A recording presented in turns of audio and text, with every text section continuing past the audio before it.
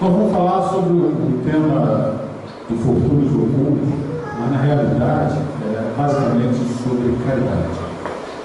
Quando nós chegamos aqui na casa, vemos a bilheteira da casa, Centro Espírita, Senhora Caminho, embaixo tem uma citação ali de Paulo Apóstolo, que diz: fora da caridade não há salvação. E ele explica no Evangelho segundo o Espiritismo, no capítulo 15, por que isso? Fora da caridade não há salvação. Porque Deus estão contidos os destinos dos homens na terra e no céu. Na terra, porque a sombra desse estandarte viverão em paz. No céu, porque aqueles que a tiverem praticado encontrarão graças diante do Senhor. Essa paz na terra, nós vemos que as grandes guerras, os grandes conflitos, todos são oriundos de falta de caridade, falta de amor e por incompreensões, por não atender a doutrina de Jesus, porque o que Jesus nos ensina é que o forte ajudará o fraco, os poderosos ajudarão aqueles mais precisos.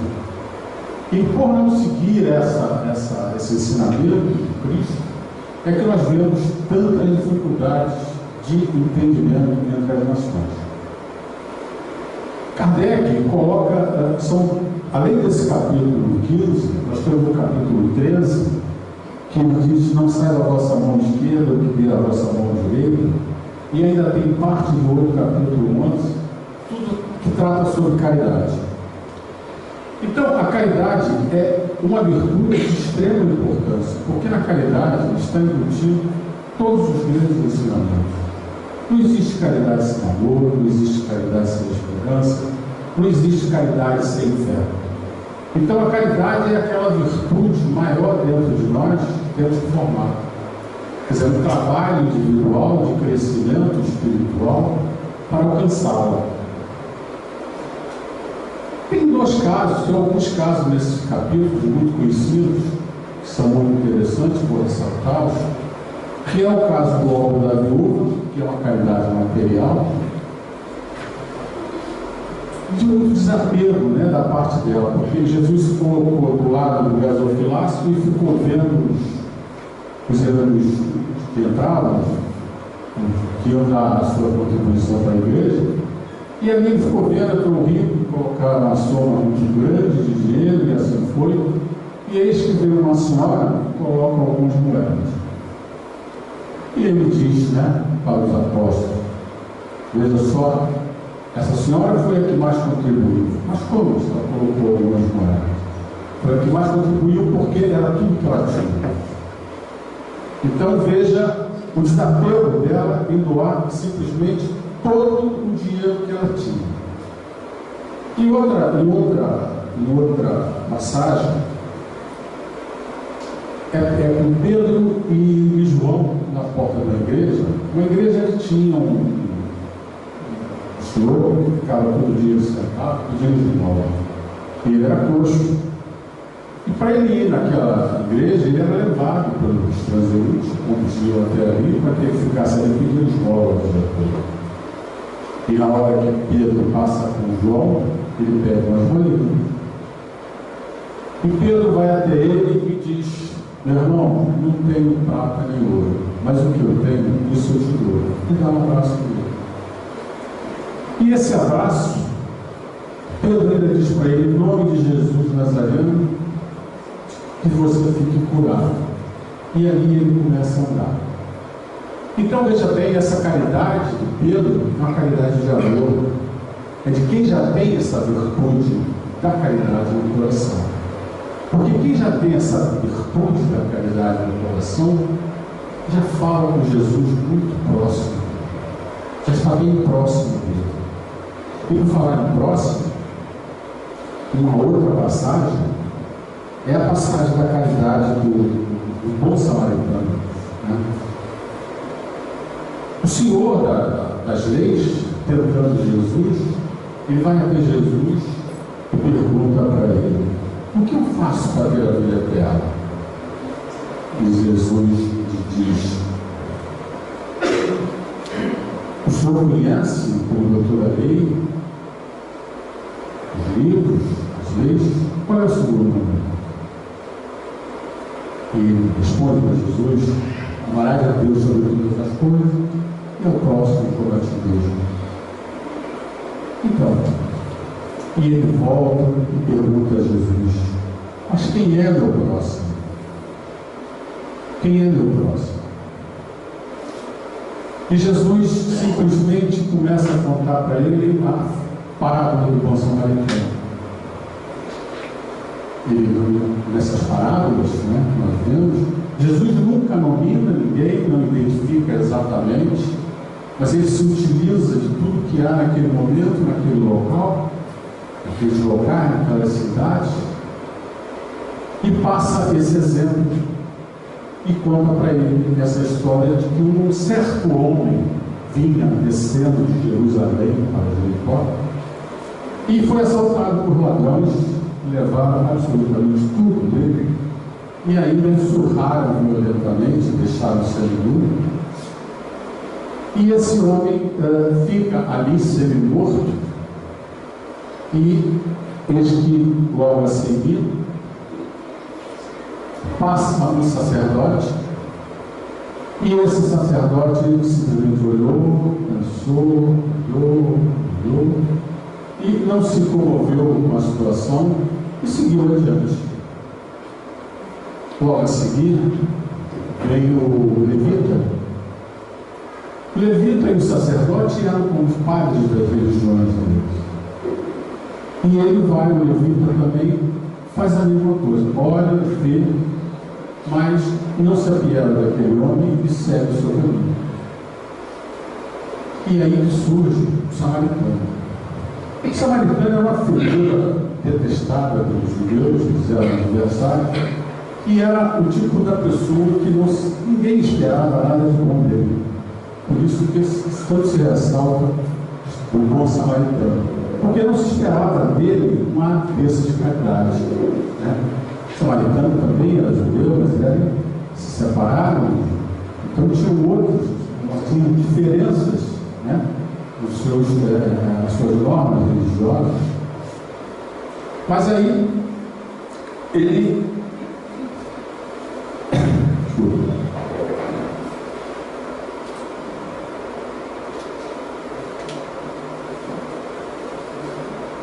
enfim, veio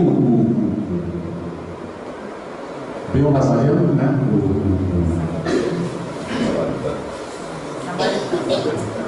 O samaritano. E o samaritano, então, ele vai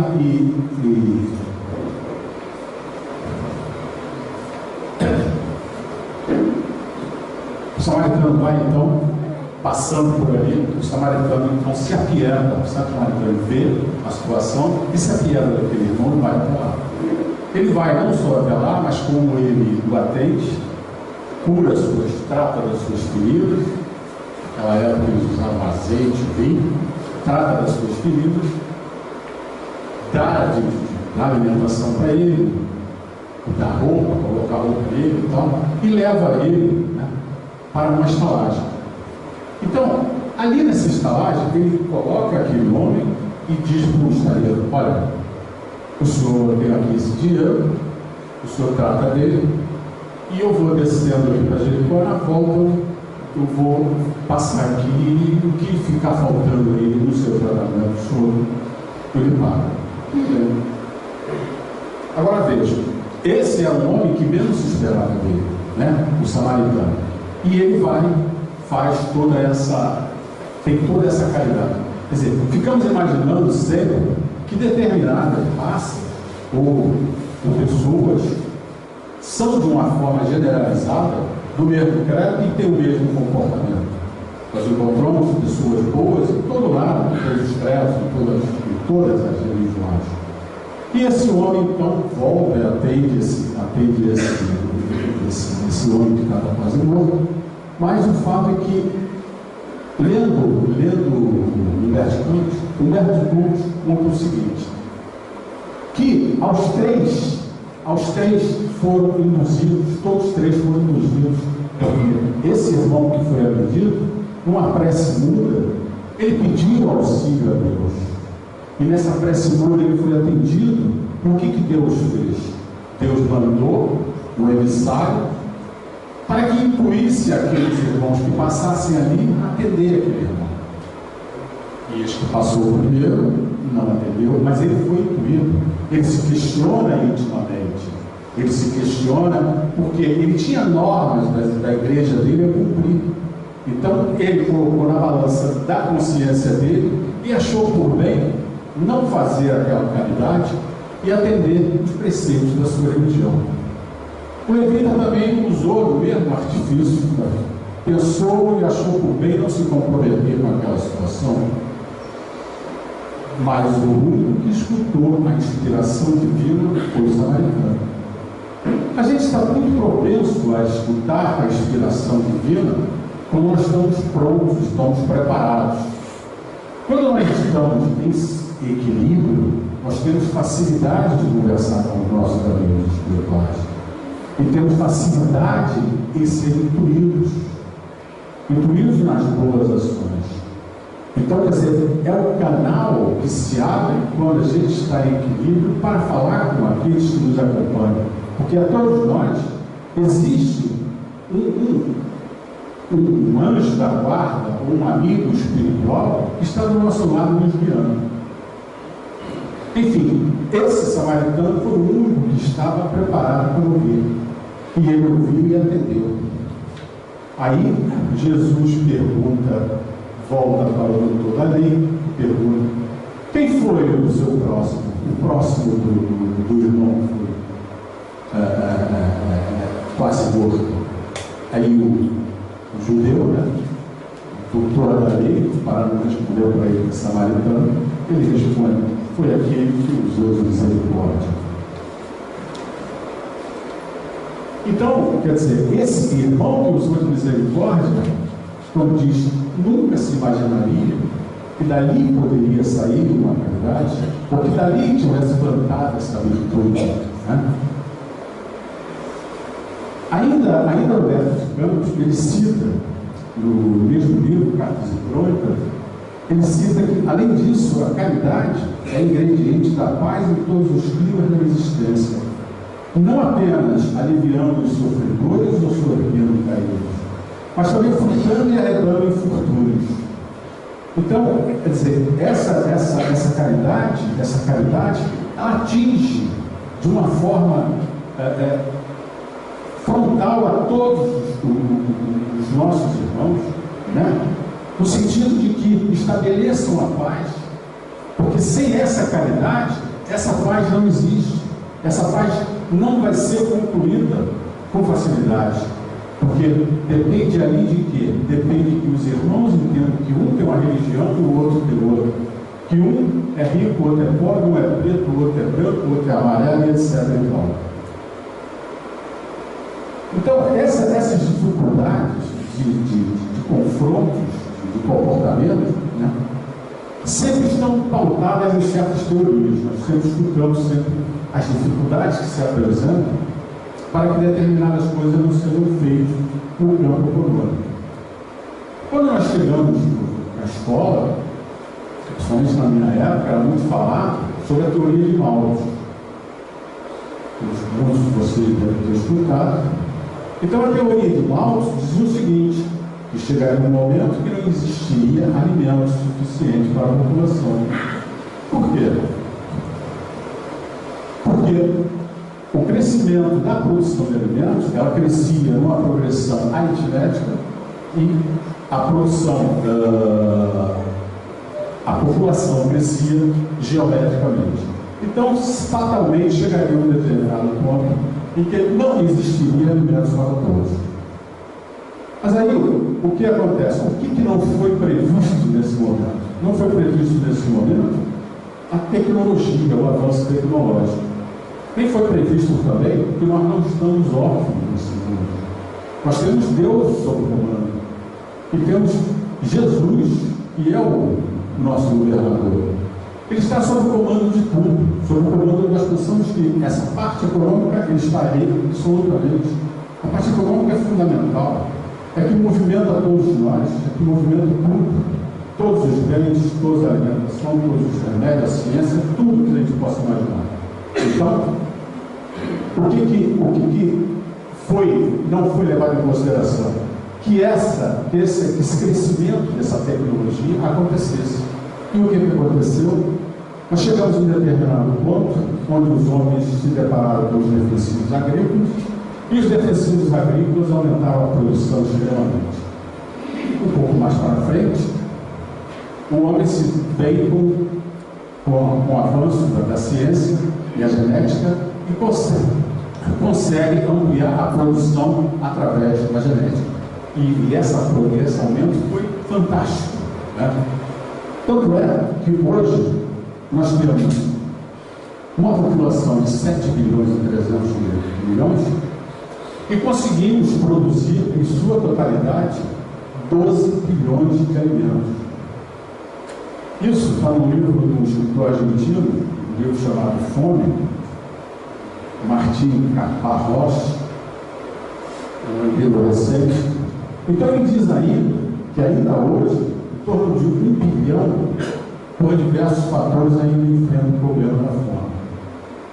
Miséria, passam subnutridos, enfim. E nesse relato, dessa pesquisa que ele fez nesse livro, ele conta determinadas passagens, como o caso de uma mulher no Níger, que ele chegou para ela e perguntou: se aparecesse um mago hoje na sua frente, o que a senhora pediria? E ela disse para ele: eu pediria uma água. Olha só, o mago pode te atender todo o seu pedido. Pensa mais. Então eu quero 2 magas. Então veja só, ela nem tem noção de valores, não tem noção de nada, é uma miséria completa. Ela está focada naquilo que é fundamental para ela, na alimentação que não chega para ela. Ela só raciocina dessa forma. Por quê? Porque ali não chegou a realidade. Como eu falei, produzimos 12 bilhões. Talvez só com aquilo que é jogado fora, nós conseguíssemos alimentar todos esses 1 milhão. Tem um outro caso, ele cita também, uma mulher em Dhaka, no Bangladesh. Ela explica para ele como é que é o dia a dia dela. Ela diz para ele o seguinte: olha, eu faço o seguinte para driblar a fome. Eu ponho uma panela no fogo com água, deixo ela fervendo lá, põe pedra, põe galho lá dentro e aviso para as crianças: olha, vocês vão dormindo um pouquinho e quando o jantar estiver pronto, mamãe acorda. Então, meus irmãos, isso dói o coração, né? Isso dói o coração de todos nós. E aí nós vemos claramente que a caridade não chegou até ali. Nós só vemos essa caridade, às vezes, chegar quando o problema toma vulto de uma forma, às vezes, violenta, ou por algum motivo, essas calamidades são trazidas ao público, né? Mas essas calamidades, a gente observa o seguinte: acontecem esses impulsos generosos, no sentido de reparar quando são desastres. Mas a par desses desastres, nós temos os desastres ocultos, aqueles desastres que acontecem nos lares, onde a porta está fechada ali e ninguém sabe o que está acontecendo ali. São daqueles que são esses que ganham o título desse capítulo da Kardec, que são os infortúnios ocultos. São aqueles que passam fome ali, têm suas necessidades, sem que ninguém tome conhecimento. Mas esses irmãos que não são irmãos a feito, a pedido de não a mendicância, nem a pedido de esmola, são irmãos que têm até vergonha de sair das suas casas para pedir. E só essa caridade afetiva nossa que poderão descobri-los. Porque nem todo mundo que tem o seu problema de dificuldades vergonha, às vezes, de passar essa informação para os outros, para que os outros vejam que ele não tem uma roupa de frio, um alimento para comer, e etc. Então, até esse chegar dessas pessoas, se aproximar desses irmãos, tem uma certa dificuldade e requer um pouco de caridade, e requer muita caridade. Se aproximar desses irmãos com carinho, com amor, para que não venhamos a feri-los com a nossa possível caridade, o nosso possível atendimento a eles. Então, meus amigos, o próprio Kardec nos mostra nesse capítulo 15, com uma parábola, ele fala de uma senhora, que é praticamente uma parábola. Ele se refere a uma senhora que sai de casa,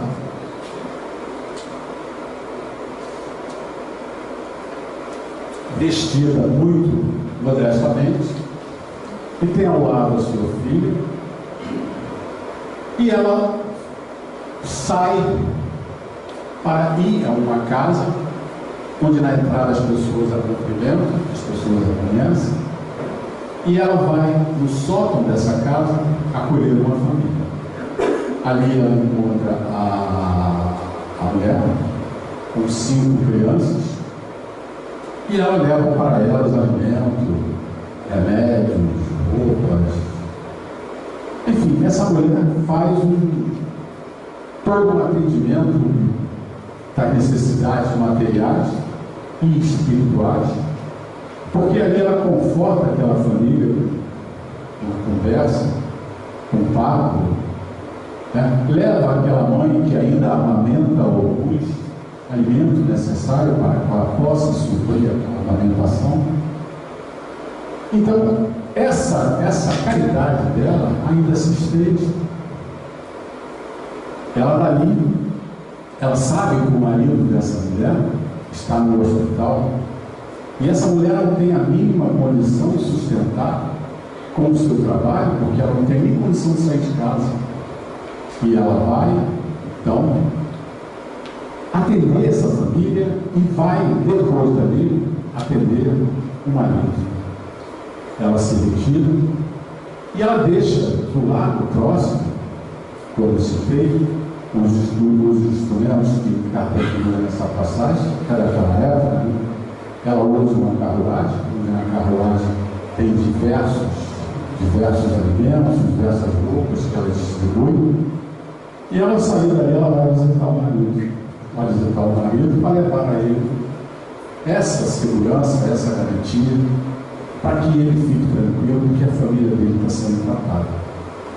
Quer dizer, levar, se preocupar nessa plenitude com aquele irmão que está hospitalizado, quer dizer, sabendo que ele poderia estar dormindo mal, com maus pensamentos, em situação de completo desequilíbrio.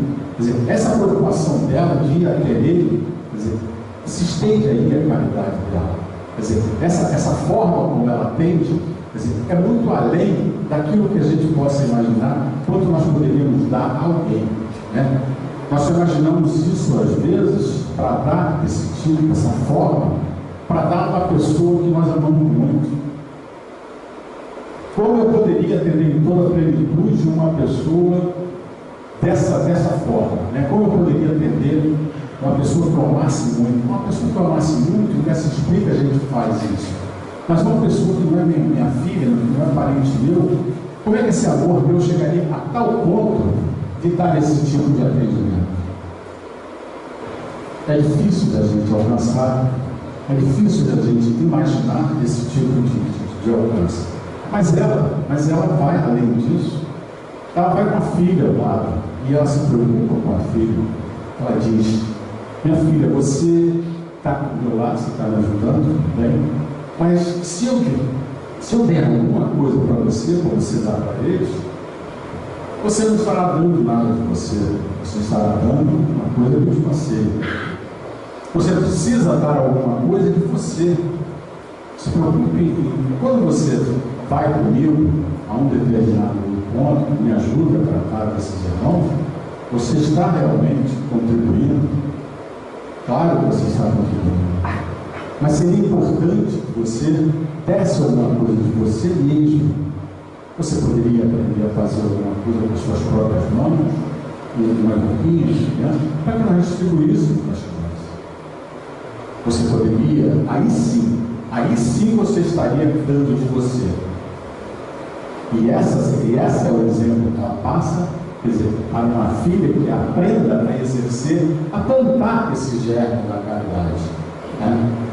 Então, quer dizer, não é simplesmente fazer, mandar fazer, é simplesmente entender que existe essa necessidade extrema e que plantemos esse germe dessa virtude, a maior virtude, uma das virtudes teologais, mas ela, a caridade, é a maior de todas elas. Enfim, essa paz que nós falamos, essa paz é aquela que traz a paz ao mundo. Porque hoje nós vemos tantos problemas de refugiados, problemas de todas as origens aí, que nós estamos cansados de ser ofendidos aí por tanta notícia ruim. Mas nós, se verificarmos direito, em todas elas existe o fator caridade que não foi atendido. Hoje mesmo, eu estava vendo no jornal, muitos daqueles refugiados que estão chegando na Alemanha, eles estão se convertendo ao catolicismo. Né? Estavam falando muito que existe realmente uma grande procura e guerra em cima dos cristãos que estão sendo perseguidos em muitos países, não só no norte da África, no sul-oeste asiático, eles estão sendo perseguidos. E nesse caso da Alemanha, esses refugiados que estão chegando, eles estão chegando diz que a mudança de religião é grande, diz que é uma grande massa de refugiados que estão saindo do islamismo para o catolicismo. Mas, para mim, foi uma grande novidade. Mas o que acontece é o seguinte, que não a questão se fala simplesmente por se mudar de religião. Você fala pelo fato de as pessoas, né, colocarem na religião o fator humanístico, esquecendo os ensinamentos de Jesus. E ao esquecer os ensinamentos de Jesus, as pessoas se afastam realmente do nosso Mestre. Porque o Mestre é Jesus. Jesus que tem, como ele diz, eu sou o caminho, a verdade e a vida. Chegarás ao Pai através de mim. Por que ele diz isso sem modéstia nenhuma? Porque ele é o governador. Ele é o governador do planeta. A ele foi dada a incumbência de nos orientar nessa trajetória. De orientar nessa trajetória é simplesmente trazendo para nós todas as possibilidades de melhoria. Quando a gente acha que as coisas estão difíceis para nós, simplesmente pelo fato de termos alguns problemas, às vezes, que se tivéssemos equilibrado, conseguiríamos equacioná-los, né? E às vezes não entendemos necessariamente por que as coisas acontecem conosco, e todo, na realidade, é o que o nosso mestre, nosso governador, nos traz para nós em forma de conhecimento, de aprendizado. Porque a nós cabe esse aprendizado, e a ele cabe nos proporcionar de que forma nós vamos atingir.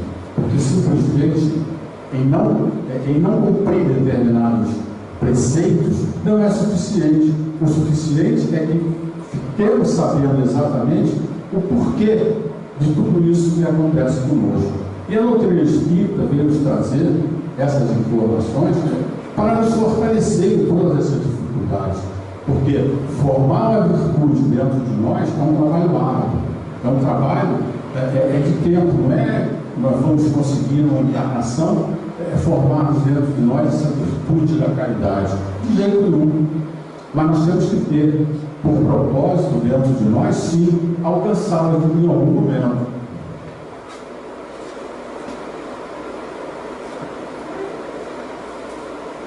E alcançá-la é nos propormos a aprender, é nos propormos a nos melhorar. Quer dizer, querer se melhorar é o princípio fundamental. Porque desde o momento que existe dentro de nós essa vontade, ou pelo menos esse arrependimento de que estou fazendo uma coisa que não é correta e em um determinado momento chega a mim, bate em mim aquela vontade de, não, eu não quero mais fazer isso, eu quero melhorar. Exatamente nesse momento você já recebe uma chancela da espiritualidade de que você pode começar, a partir desse momento, a ser um outro homem, um homem de bem. Ou seja, comungar com esse comportamento que Jesus nos traz, de amor, de caridade, de fé, e de querer se melhorar. Se melhorar é botar em nossa frente aquela necessidade de todos os dias tentarmos corrigir as coisas que nós fazemos errado. Porque nós sabemos, todos nós temos essa centelha, e essa centelha nos permite, a nossa consciência, identificar plenamente se nós estamos certos ou se estamos errados. Nós sabemos, não precisa que ninguém diga para nós sabemos perfeitamente que estamos certos ou se estamos errados. E ao escolher, muitas das vezes, esse lado errado, porque às vezes nos traz favorecimentos financeiros ou coisas que não valem, às vezes nós estamos escolhendo a porta mais larga. E essa porta mais larga, ela sempre irá nos trazer problemas. Porque vocês pensam que essas nações que comungam com determinadas situações de xenofobia, etc., elas não têm um compromisso espiritual, elas têm também. Não é só nós individualmente que pagamos essa despesa. Essa despesa é paga por todos. Todos que comungam com aquele pensamento também estão inseridos nessa lei de ação e reação. Quando os cristãos eram mortos lá na arena, o que acontecia com eles? Não eram só aqueles que matavam, não eram só aqueles que arrastam. Quer dizer, todos que estão envolvidos, todos aqueles que comungavam de alguma forma com aquilo. Aqueles que comungavam, batendo palmas, sorrindo, de alguma forma aceitavam aquele tipo de situação. E esse tipo de acolhimento da ideia nos leva também para uma situação de responsabilidade nossa também. Porque no momento que a gente assiste na televisão, vê determinada situação, e a gente não é misericordioso com esses irmãos, nós estamos comungando com a situação. Manda os caras para fora mesmo. Eles não têm nada para ficar aqui. Eles não têm casa, a casa deles foi tomada. Eles não têm comida, não tem comida para eles comerem. Muitos deles, o próprio governo não deixa nem chegar o caminhão da Cruz Vermelha. Então, quer dizer, são responsabilidades, não só individuais, como eu disse, são responsabilidades do governo. Quando a gente vê essas grandes intempéries, não ficou nenhuma dessas civilizações que foram grandes no mundo, que tomaram conta do mundo, as grandes esquadras, que não tenham tomado o castigo merecido. Porque muitas delas, o homem não tinha capacidade bélica para ir contra eles, mas a espiritualidade mandava para as chuvas e destruía todos eles. O que nós vimos recentemente com os Estados Unidos? Problemas do país que, posteriormente, veio a sofrer também grandes desastres. E não foi desastre pela mão do homem, né? Foi desastre das intempéries. E assim vai, meus irmãos, porque nós melhoramos o país, o mundo melhora conosco, não só a nossa cidade, o nosso país, o mundo melhora conosco, o planeta melhora conosco. Somos nós que vamos levar essa melhoria. São as nossas ideias e pensamentos que vão levar o país para frente, o mundo para frente. É com essa participação que o mundo anda. É com essa participação nossa que nós chegamos ao planeta de regeneração. Nós vamos nos regenerar primeiro, para depois regenerar o planeta. A nossa regeneração é fundamental para que isso aconteça no mundo. Porque parte de nós, essa ideia, esse pensamento, porque esse pensamento que irradiamos, ele chega à espiritualidade. Todos os pensamentos que nós irradiamos, eles chegam à espiritualidade. Todas as nossas orações, todos os nossos encontros em Jesus chegam à espiritualidade. E chegam de forma para construir uma matéria-prima. É uma matéria-prima de amor. Essa matéria-prima construída de amor, com os nossos bons pensamentos e orações, elas afetam, eles constroem, dali a matéria que eles vão trazer para curar muitos irmãos na terra. Inúmeras oportunidades, equipes da espiritualidade chegaram para fazer atendimentos, isso é dito no livro de André Luiz, chegaram para o atendimento em Copacabana e tiveram dificuldade no atendimento de entrar, porque o clima era muito denso. O que faz o clima denso? São aquilo que aqueles moradores dali, que aqueles habitantes ali, estão proporcionando em termos de pensamentos negativos. Essa equipe teve que vir pelo mar para poder atender o irmão. Porque o que ocorre é o seguinte: todos esses irmãos, em todos esses acidentes, em todos esses problemas que nós vemos no nosso dia a dia, não pensem que eles estão órfãos, não.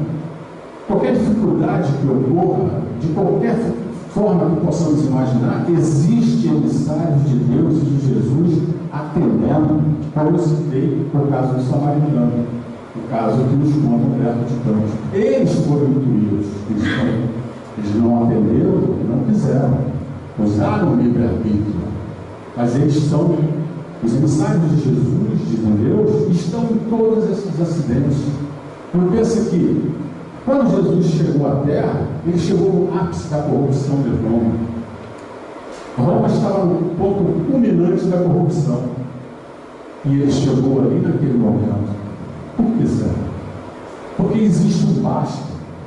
O mal não vai prevalecer, o mal não tem objetivo. Quem tem objetivo é o bem.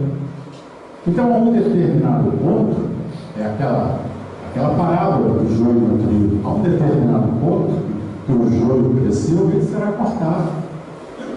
Mas para que ele seja cortado, é dado a ele todas as possibilidades para que ele cresça e se mostre.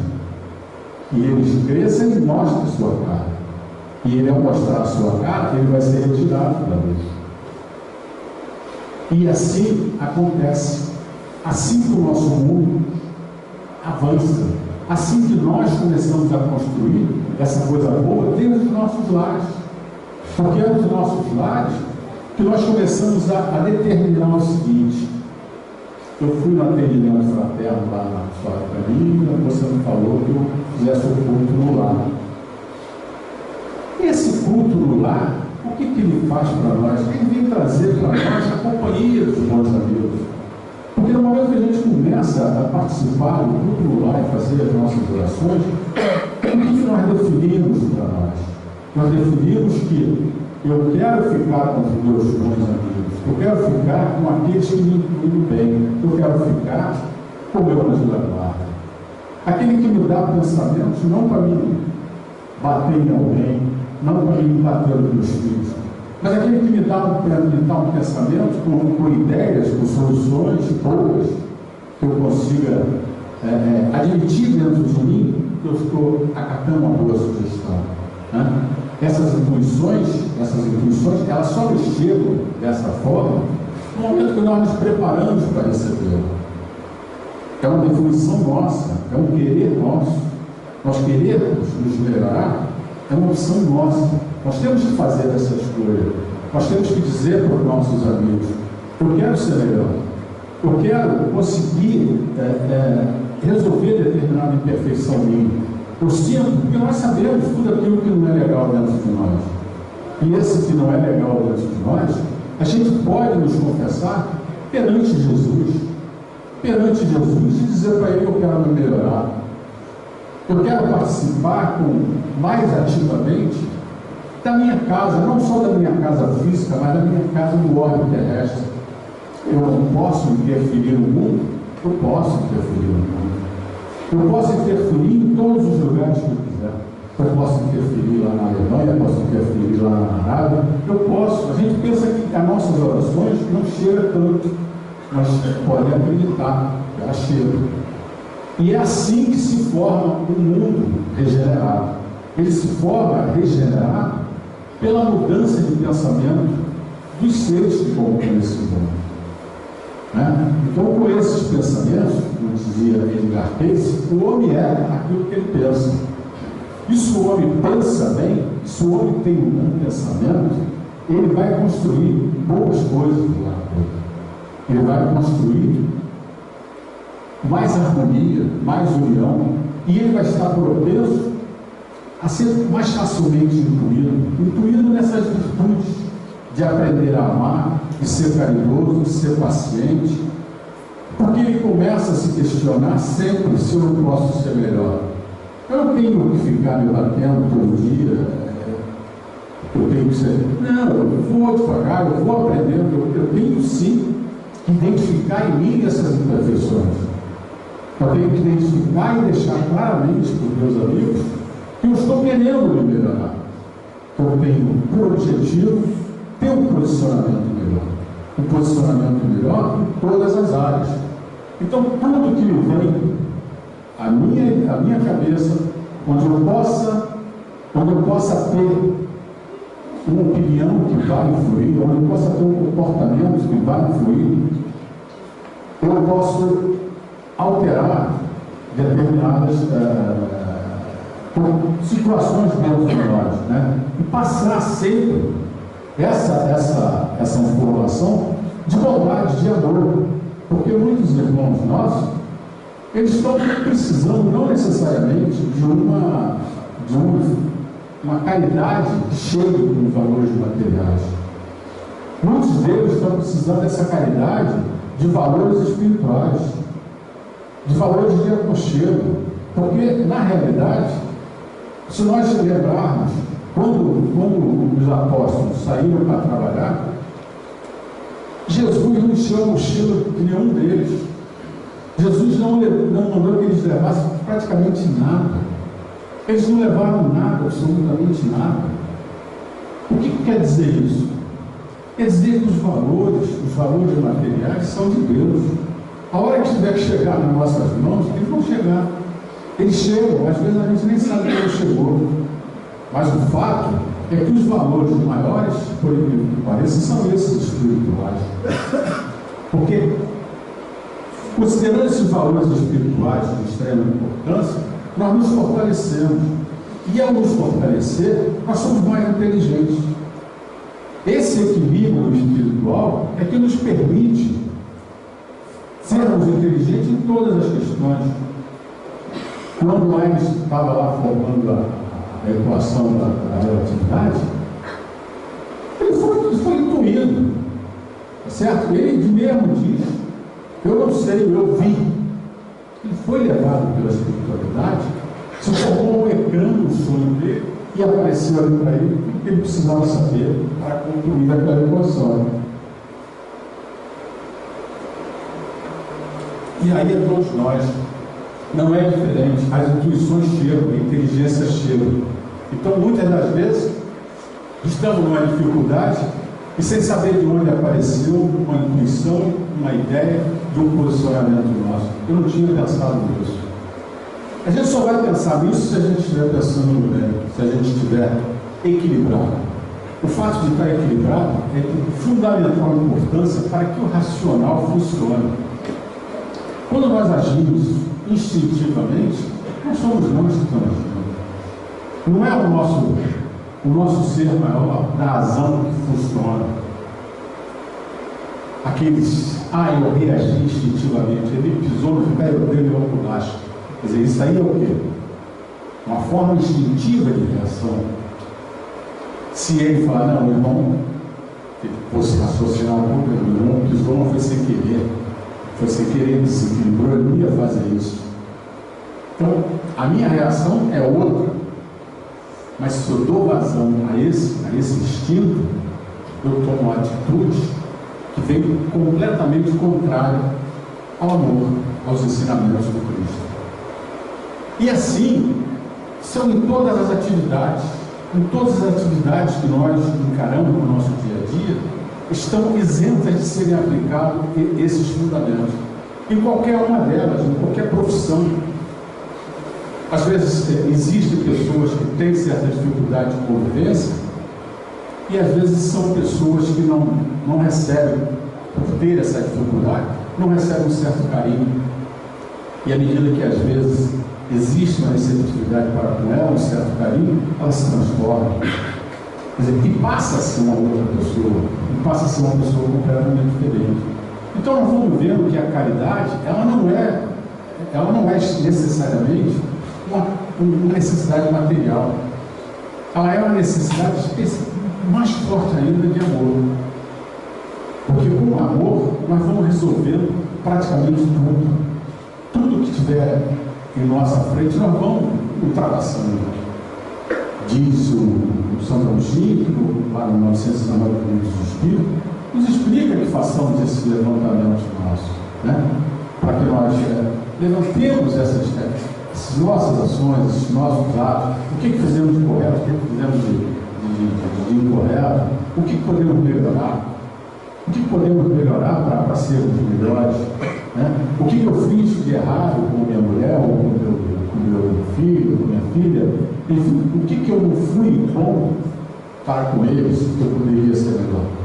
Esse levantamento diário dessas nossas atitudes vai primeiro proporcionando o reconhecimento dos nossos erros, mas como também vai proporcionando que a gente comece a se preparar para querer melhorar. Porque querer melhorar é o fundamental. Nós queremos determinadas coisas. Eu quero melhorar, eu quero ser melhor, eu quero deixar de fumar, eu quero deixar de beber, eu quero deixar... Eu tenho que querer primeiramente. E muitas das vezes a nossa primeira oração é em cima do querer.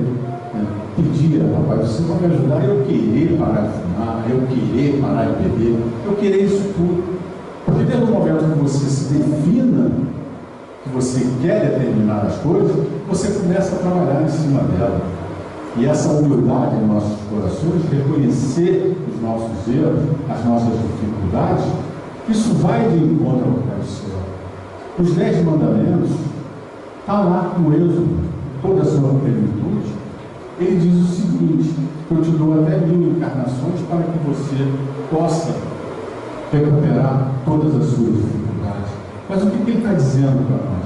Ele está dizendo que desde o momento que haja o arrependimento em nós, ele nos concede as encarnações que forem necessárias para que nós melhoremos. Como eu falei anteriormente, nós não começamos a trabalhar com Jesus, nem com os nossos amigos da espiritualidade na hora, simplesmente quando nós ficarmos nos anjinhos. Nós não precisamos virar um anjinho para trabalhar com Jesus. Nós podemos começar a trabalhar hoje, agora. Isso independentemente de quem eu tenha sido. É simplesmente pelo fato de haver esse arrependimento dentro de nós. Esse arrependimento acontecendo sinceramente, nós começamos nesse processo. E esse processo não tem volta, porque no momento que eu, perante a Jesus, me digo arrependido, eu não vou retroagir. Com certeza eu não vou retroagir. Eu posso até parar, eu posso até estacionar. Mas piorar, não vou piorar. E dali eu só vou melhorar. E para essa ovelha, Jesus, que recebeu de Deus a incumbência de trazer todas as ovelhas de volta, Jesus está ali para nos fortalecer em todos os momentos. Em todos os momentos que nós pedimos, nós vamos receber. Em todos os momentos que nós batermos, a porta vai se abrir para nós. Então Jesus está dentro de nós. Ele não está tão afastado como a gente pensa, ele está dentro de nós. Nós deduramos o processo de Jesus em nós com o nosso querer, com o nosso amor. Jesus faz parte dessa centelha que está em nós. Jesus está ali. No momento que você se define por Jesus, por Ele, você está colocando para eles a disposição dele. Eu sou um trabalhador do Senhor.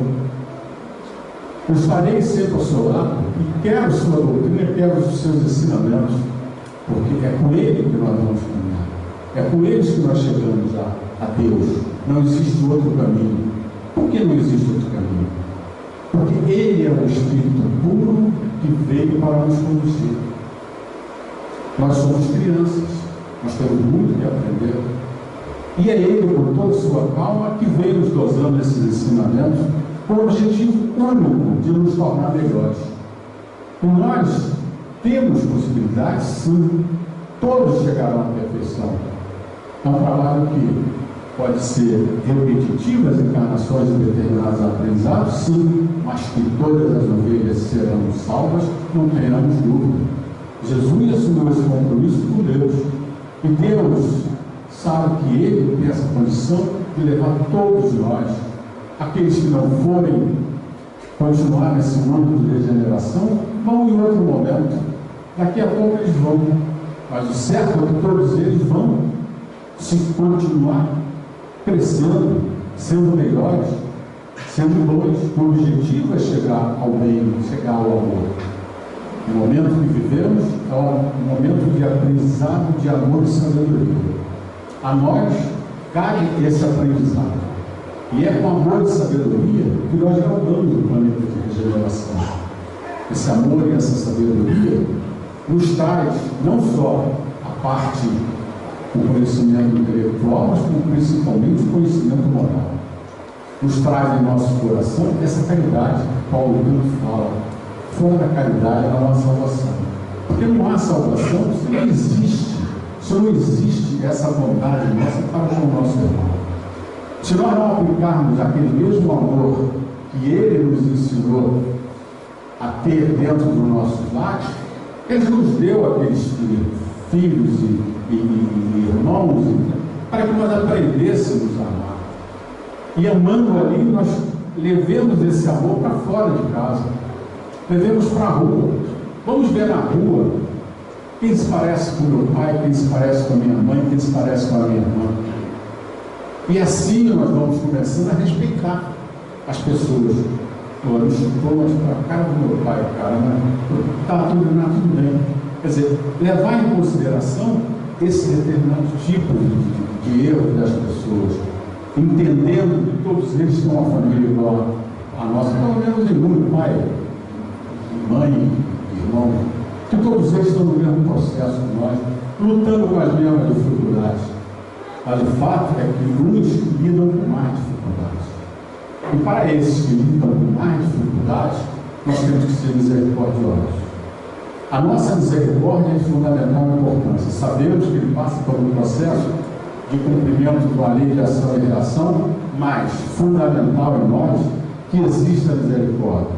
A misericórdia é que vai ajudar aqueles irmãos, porque essa misericórdia ela está constituída de uma matéria-prima, esse amor. Esse amor é um remédio que é aplicado pela espiritualidade, um atendimento a todos os nossos irmãos. Então, meus irmãos, que a paz e a caridade estejam em nossos corações. Graças a Deus.